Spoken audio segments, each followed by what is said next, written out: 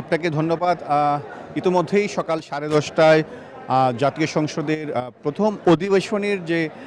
সে 10ম দিনের কার্যক্রম সেটি শুরু হয়েছে এবং স্পিকার মেজর অবসরপ্রাপ্ত হাফিজউদ্দিন আহমেদ বীর বিক্রম তিনি এই সভাপতিত্ব করছেন এবং আজকে কিছুক্ষণ পর এই প্রশ্নোত্তর পর্বের পরেই কিন্তু যে অধ্যাদেশগুলো নিয়ে আলোচনা হবে, জরুরি জনগুরুত্বপূর্ণ বিষয় যে 71 বিধিতে সংসদ সদস্যরা এবং সরকারের মন্ত্রীগণ এই অধ্যাদেশগুলো নিয়ে কিন্তু আলোচনা করবেন এবং এই অধ্যাদেশগুলো যে বিষয়গুলোতে সংসদ সদস্যরা একমত হবেন কণ্ঠভোটে সেগুলো কিন্তু পাশ হবে। এবং ইতিমধ্যে কিন্তু 7টি অধ্যাদেশ পাশ হয়েছে এবং অন্তর্বর্তী সরকারের আমলে জারি করা 133টি অধ্যাদেশের মধ্যে 98টি অধ্যাদেশ কিন্তু সংসদে উত্থাপন করা হয়েছে এবং 15টি অধ্যাদেশ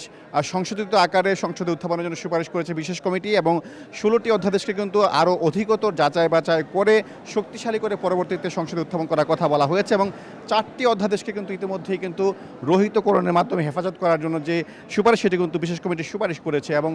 বিরোধী দলের পক্ষ থেকে ইতিমধ্যেই কিন্তু অভিযোগ করা হয়েছে যে জনগুরুত্বপূর্ণ বিশেষ করে গণভোট, দুর্নীতি দমন কমিশন এবং গুম কমিশনের মধ্যে যে অধ্যাদেশগুলো রয়েছে সেই অধ্যাদেশগুলো সরকার পাশ কাটিয়ে যাচ্ছে বলে অভিযোগ করেছে বিরোধী দল এবং তারা কিন্তু বলছে যে এই অধ্যাদেশগুলো বাতিল করা হচ্ছে জুলাই সনদের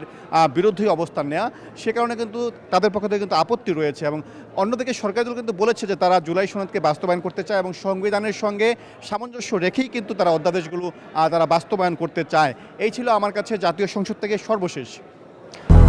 200-র বেশি সার্ভিস ও ফিচারে লেনদেনের সব বিকাশ অ্যাপে সম্ভব।